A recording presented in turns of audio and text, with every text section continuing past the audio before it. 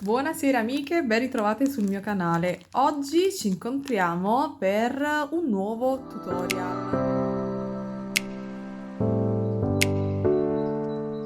tutorial in collaborazione con la BB Craft. Allora, vi mostro in questo caso delle basi per dei bracciali. Queste basi sono in acciaio, vedete c'è la scritta Stas. Quando sulle confezioni della BB Craft trovate la scritta Stas, state sicuri che è acciaio. In questo caso un set di 6 pezzi di basi per bracciali da 4 mm. Sono fatte in questo modo e io oggi con voi proverò a fare un bracciale al bead embroidery. Realizzeremo un piccolo elemento al bead embroidery con questa base in acciaio che vedete è placcata color oro. Le placcature di questi elementi della BB Craft sono veramente fenomenali. Non è la prima volta che le utilizzo, quindi sto molto tranquilla nell'utilizzarli. Vi ricordo che per chi volesse fare un acquisto dalla BB Craft, per voi che siete iscritti al mio canale, c'è un codice sconto del 10% che è Gabriella10. Ve lo scrivo qui in sovraimpressione e con questo codice sconto avrete il 10% di sconto sul vostro carrello. Vi ricordo anche che la BB Craft per le spedizioni, per i pacchi, i carrelli superiori ai $25 spedisce gratuitamente. C'è un video precedente in cui ho realizzato delle borse che vi mostro tutte le chiusure clic clac per delle borse e in quel caso io non ho pagato le spedizioni perché era di circa $25 e qualche centesimo, quindi io trovo veramente un sito ottimo rapporto qualità-prezzo, ma bando alle ciance, scusate, vi ho detto quello che dovevo dire. Adesso cosa faccio? Vado alla ricerca qui nel mio cassettino delle pietre, di pietre adatte per realizzare il mio bracciale. Il mio bracciale che sarà il bead embroidery, come vedete è piccolino, quindi la parte che andremo a realizzare sarà veramente piccolina, quindi vado a scegliere dei piccoli cabochon e ci vediamo tra qualche minuto. Vi consiglio per realizzare un bijou di questo genere naturalmente di utilizzare cabochon piatti e visto che lo spessore è piccino di non andare a utilizzare cabochon molto grossi in entrambe le dimensioni. Quindi io adesso vado veramente alla ricerca certosina di cabochon che soddisfino questi requisiti. L'importante in questo caso è che abbiano il retropiatto così da non avere difficoltà nell'andare a fare il nostro elemento. Potete vedere, mi metto lì a cercare tra le pietre, faccio alcuni tentativi di abbinamento di colore e poi mi faccio un piccolissimo disegno giusto per riportarmi su carta le dimensioni di quello che dovrebbe essere il mio elemento al di sopra del bracciale. Quindi vado per disegni e tentativi e alla fine scelgo. Questo è il disegnino finale con cabochon al centro e 2 quadratini di lato. Utilizzerò naturalmente, mi servirà una base per cucire, mi servirà il filo e la colla. Poi serviranno naturalmente delle rocaille, utilizzerò 11/0, 15/0, 8/0, utilizzerò le delica per fare l'incastonatura a peyote del cabochon centrale e niente, tanta pazienza. Allora, adesso vi mostro la beading foundation. Eccola qua, questa è beading foundation, tessuto non tessuto, eccolo qui, su cui potete andare a ricamare. Esiste in vari colori, questa è nera, esiste anche quella bianca. Se utilizzate la bianca potete colorarla con l'acrilico per non far vedere il fondo del colore. Questo invece è quello che vi dicevo, il tessuto in effetto sughero.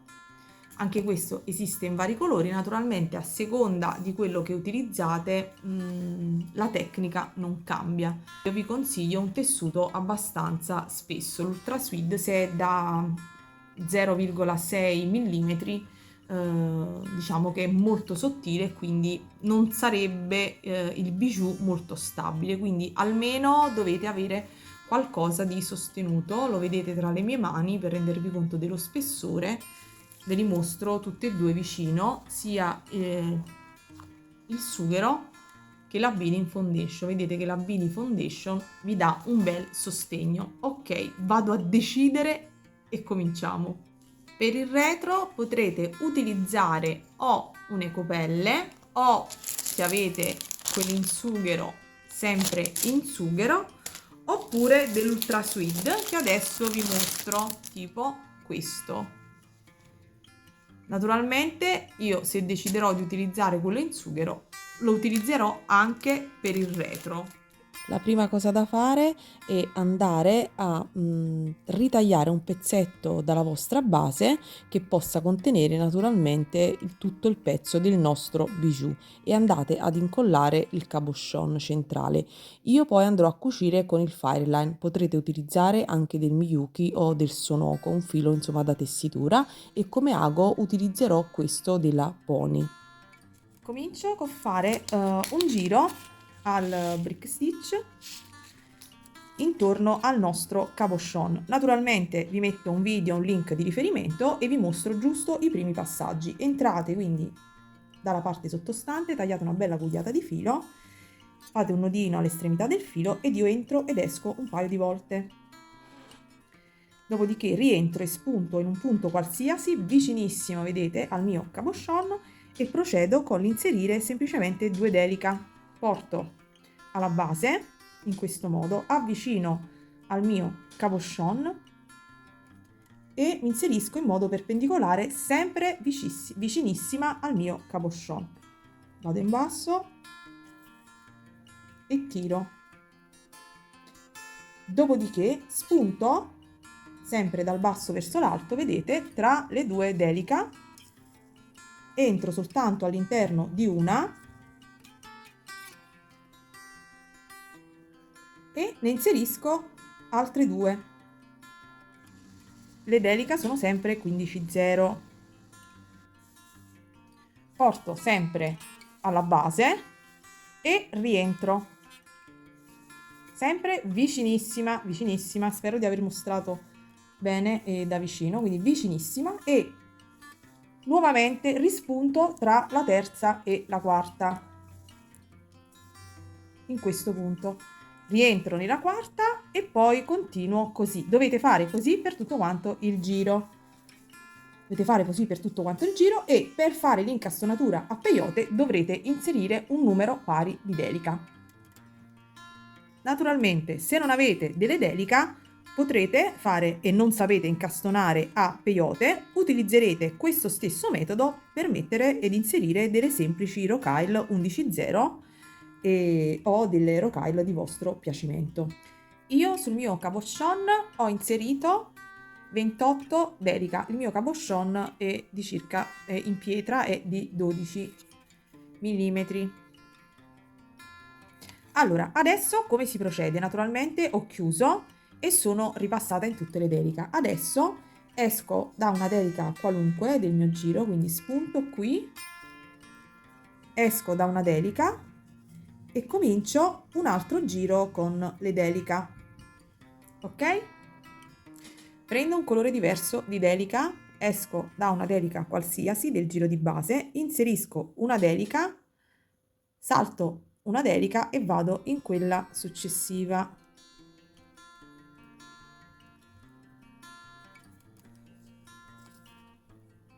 Nuovamente prendo un'altra delica, salto quella successiva, quindi salto questa e vado in quella successiva.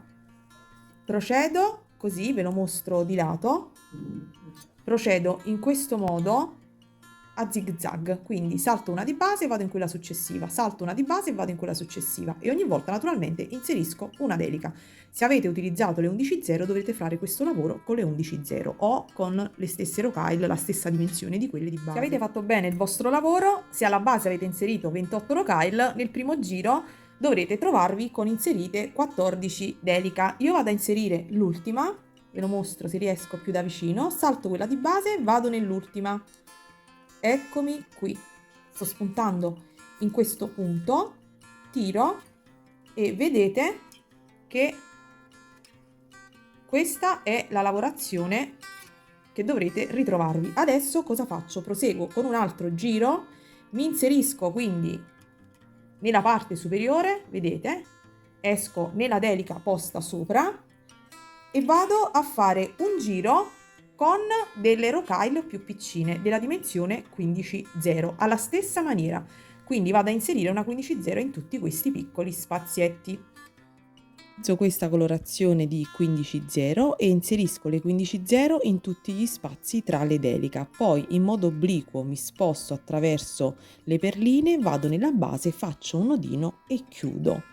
Adesso vado a incollare gli altri due piccoli cabochon. Ho contornato il mio cabochon con la stessa tecnica con cui che ho utilizzato per il cabochon più grande, inserendo poche delica per volta. Naturalmente le delica si aprono un pochino qui negli angoli, anche perché il cabochon è piccolissimo, e quindi ho deciso di mettere negli angoli, poi di posizionare una 15-0 per rendere il lavoro più uniforme.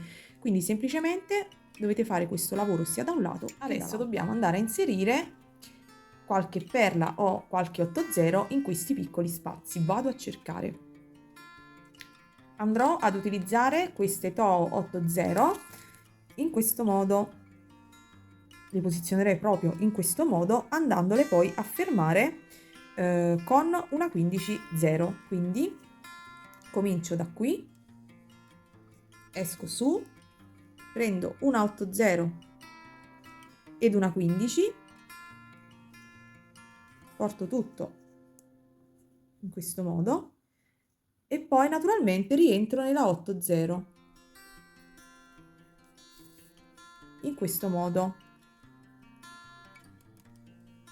Procedo così per gli altri 3 lati. È probabile che cambi colore di 8-0 perché non mi piace, non c'è troppo contrasto. Comunque il metodo non cambia. Ed ecco qui i nostri 4 decori laterali. Adesso dobbiamo andare a fare, secondo il disegnino che mi ero prefissata, dobbiamo andare a fare degli archetti in queste zone qui. Andiamo quindi a realizzare gli archetti. Come vedete io esco da questo lato, vado ad inserire sul lago 5 rocaille 11-0 e vado punto proprio qui, questo punto, e realizzo questo archetto. Ok?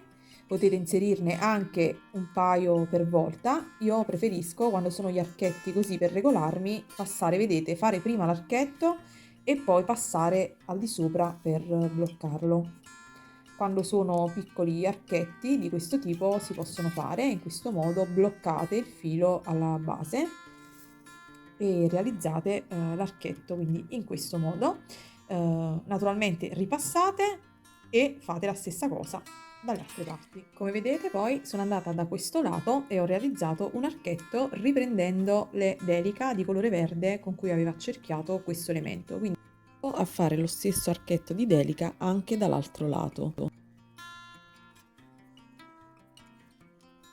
mostro un altro piccolo dettaglio. Visto che il nostro elemento non dovrà restare piatto ma si andrà a incurvare leggermente per adattarsi alla base, e quindi qui andava leggermente, vedete, ad aprirsi, ho deciso di fare questo decoro in questo punto con 5 rocaille 15-0, in modo tale che se anche dovesse incurvarsi un pochino non si vede questa apertura che a qualcuno potrebbe risultare fastidiosa. Sta a voi farla oppure no. Finita la parte decorativa vado a ritagliare il contorno del mio elemento restando 4 mm al di fuori, perché mi piace proprio che ci sia questa parte esterna di base che si veda. Vado poi a ritagliare un altro stesso elemento di sughero e poi andrò a ritagliare anche un cartoncino di dimensione però più piccina che andrò ad utilizzare per irrigidire l'elemento. Qualche minuto. E voglio poi andare a dare qualche punto di cucitura. Ok, andate a centrarlo e andate a dare qualche punto, spunterete qui al centro, riscendete in basso e andate dall'altro lato. In questo modo creerete un archetto qui nella parte superiore.